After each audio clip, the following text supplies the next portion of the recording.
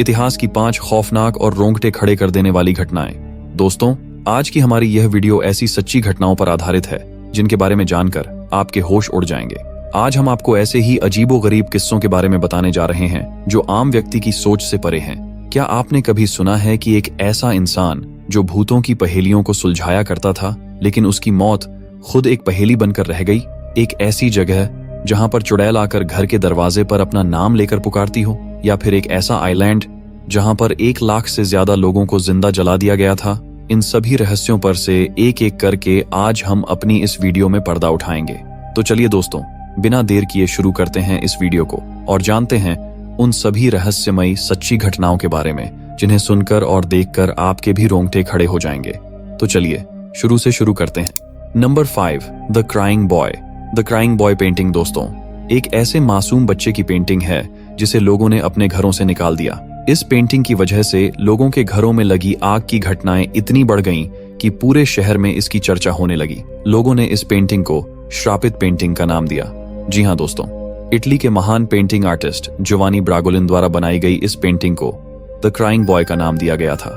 साल 1950 के दशक में इस पेंटिंग में उन्होंने इतनी जान डाल दी थी कि इसकी जितनी भी कॉपी बनाई गईं, वे सभी देखते ही देखते बिकती चली गईं। उस दौरान इटली के शहरों में इस पेंटिंग का रुतबा हर तरफ बढ़ता ही चला गया।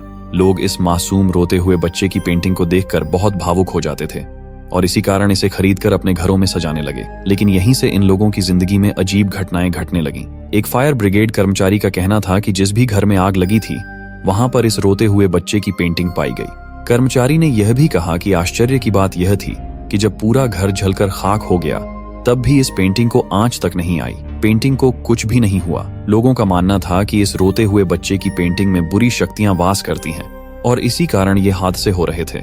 इसके बाद लोगों ने अपने घरों से इस पेंटिंग को निकालकर बाहर फेंकना शुरू कर दिया। जैसे ही लोगों ने इसे घरों से हटाया, हादसों में भी काफी हद तक कमी पाई गई। इस कारण से द क्राइंग बॉय पेंटिंग को श्रापित माना जाने लगा। इस पेंटिंग पर कई टीवी सीरियल और डॉक्यूमेंट्री भी बनाए गए और दुनिया भर में इसे श्रापित पेंटिंग के नजरिए से देखा जाने लगा। नंबर 4, गौरव तिवारी डेथ। एक ऐसी मौत की घटना जो आज भी एक पहेली बनी हुई है, जिसने दिल्ली जैसे बड़े शहर में द्वारका सोसाइटी को हैरान करके रख दिया। एक ऐसा व्यक्ति जो भूतों से नहीं डरता था बल्कि उनके बारे में गहरी जानकारी रखता था। उसे लोग पैरानॉर्मल एक्सपर्ट कहकर पुकारते थे क्योंकि वह इंडियन पैरानॉर्मल सोसाइटी के सीईओ थे। इस शख्स का नाम था गौरव तिवारी। गौरव तिवारी ने 6000 से भी ज्यादा डरावनी जगहों पर अपनी रिसर्च की थी जहां पर जाने की हिम्मत किसी और में नहीं होती। वह रात के समय भी ऐसी जगहों पर जाते और अपनी गैजेट्स की मदद से भूतों से बात किया करते थे। गौरव तिवारी का मानना था कि जैसे हमारी जिंदगी होती है वैसे भूतों की भी जिंदगी होती है। जब तक कोई उनकी दुनिया में दखल नहीं डालता तब तक वे अपनी जिंदगी को सामान्य तरीके से जीते हैं। इसके अलावा गौरव तिवारी ने एक इंटरव्यू में यह भी कहा था कि 98% भूतों की कहानियां केवल अफवाहें होती हैं और सिर्फ 2% ही सच होती हैं। एक बार गौरव तिवारी अपने बेडरूम में अपनी पत्नी के साथ लेटे हुए थे। उन्होंने अपनी पत्नी से बात करते हुए कहा कि कोई अद्भुत शक्ति उन्हें अपनी ओर खींच रही है और अपने साथ चलने को कह रही है। इसके बाद 7 जुलाई 2016 का वह दिन आया जब गौरव तिवारी अपने कंप्यूटर पर कुछ काम कर रहे थे। थोड़ी देर बाद वह बाथरूम में गए। जैसे ही उन्होंने नल खोलकर पानी के छींटे अपने चेहरे पर डाले, उसी वक्त एक जोर की आवाज आई। यह आवाज गौरव तिवारी के गिरने की थी। जब घर के सदस्यों ने आवाज सुनी तो वे तुरंत उनके कमरे की ओर भागे। उन्होंने देखा कि गौरव बाथरूम के फर्श पर बेसुध हालत में गिरे हुए थे। उन्हें तुरंत अस्पताल ले जाया गया, लेकिन डॉक्टर ने जांच के बाद बताया कि गौरव तिवारी की मौत पहले ही हो चुकी थी। आश्चर्य की बात यह थी कि गौरव को न तो हार्ट अटैक आया था और न ही उनके शरीर पर किसी भी तरह की चोट के निशान थे। यह घटना आज भी एक पहेली बनी हुई है। गौरव तिवारी जो खुद एक पैरानॉर्मल एक्सपर्ट थे और भूत प्रेत और चुड़ैलों की पहेलियां सुलझाते थे, उनकी अपनी मौत भी एक पहेली बनकर रह गई है। नंबर 3, नलेबा। दोस्तों, आपने भूतों की कहानियां तो अक्सर कई बार सुनी होंगी, जिनमें सबसे ज्यादा चुड़ैलों की कहानियां शामिल होती हैं। यहाँ तक कि हवेलियों में भी भूतों के वास की बातें आपने सुनी होंगी। लेकिन क्या आपने कभी ऐसा सुना है कि किसी चुड़ैल ने किसी शहर या गांव में कब्जा कर लिया हो? आप में से बहुत से लोगों का उत्तर होगा नहीं। आज हम आपको एक ऐसी चुड़ैल के बारे में बताएंगे जिसने एक शहर में कब्जा कर लिया था। यह बात है साल 1990 की। भारत के कर्नाटक में स्थित बेंगलुरु शहर पर चुड़ैल ने अपना कब्जा कर लिया था। इस घटना की शुरुआत मल्लेश्वरम और राजाजी नगर से हुई थी। रात के समय जो भी व्यक्ति अपने घर से निकलता था, चुड़ैल उसे मारकर खा जाती थी। देखते ही देखते यह बात मल्लेश्वरम और राजाजी नगर में पूरी तरह फैल गई। रात के समय इन दोनों नगर के लोग अपने घरों से निकलने से डरने लगे।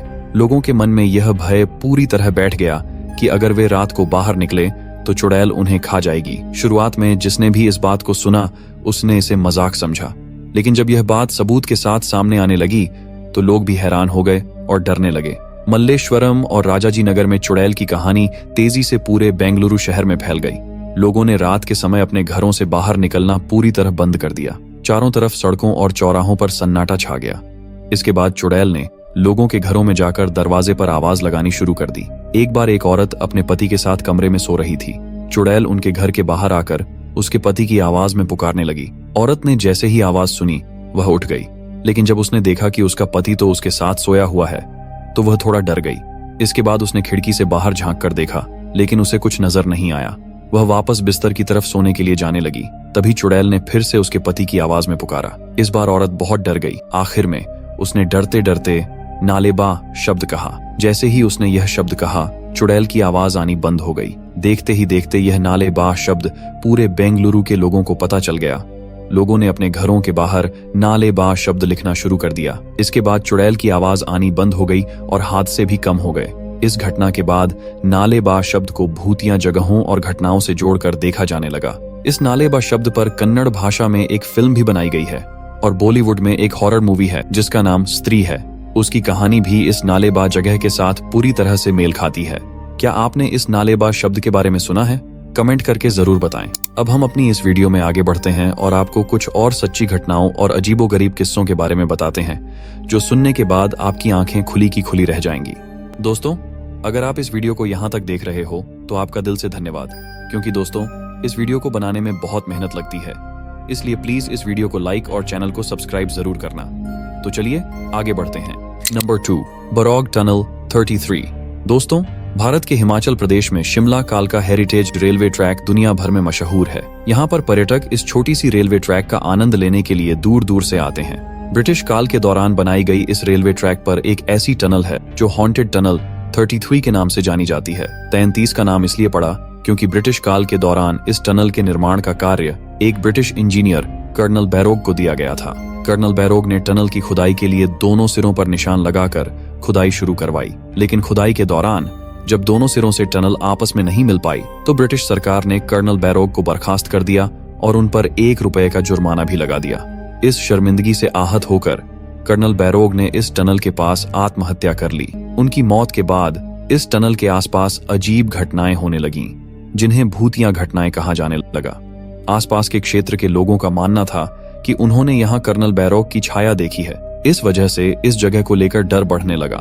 बाद में इस टनल का नाम कर्नल बैरोग के नाम पर रख दिया गया, जिसे आज लोग हॉन्टेड टनल 33 के नाम से जानते हैं। क्या आप कभी इस टनल पर गए हैं या इसके बारे में सुना है? कमेंट करके जरूर बताएं। Number 1, Poveglia island. दोस्तों, ये एक ऐसा आइलैंड है जहां भूतों की छाया मंडराती है। हर कोई इस आइलैंड पर जाने से डरता है। इटली के वेनिस और लिडो शहर के बीचों बीच वेनिशियन खाड़ी में स्थित पोवेलिया नाम का यह आइलैंड मौत का आयरलैंड के नाम से मशहूर है। इसके पीछे एक खौफनाक इतिहास छिपा है। आज से लगभग 3000 साल पहले जब इटली में एक भयंकर प्लेग नाम की एक बीमारी फैली हुई थी, तब जितने भी लोग इस बीमारी से ग्रस्त थे उन्हें इस आइलैंड पर लाकर छोड़ दिया जाता था। धीरे धीरे इस बीमारी से पीड़ित लोगों की संख्या इतनी बढ़ गई कि यहाँ रोजाना कई मरीजों की मौत होने लगी। प्लेग बीमारी के लिए किसी भी प्रकार का इलाज न होने के कारण उस समय के शासकों ने इस आइलैंड पर इन सभी पीड़ित लोगों को जिंदा जला दिया। बताया जाता है कि यहाँ लगभग 16 लाख से ज्यादा लोगों को जिंदा जलाया गया। इसके बाद जितने भी लोग शहरों में इस बीमारी से मरते थे, उनकी लाशों को भी इसी आइलैंड पर लाकर दफना दिया जाता था। तभी से इस आइलैंड को भूतों का आइलैंड कहा जाने लगा। लोगों का मानना था कि यहाँ भूतों का वास है। साल 1922 में इस आइलैंड पर एक मेंटल हॉस्पिटल बनाया गया, जहाँ मानसिक रूप से अस्वस्थ मरीजों का इलाज किया जाता था।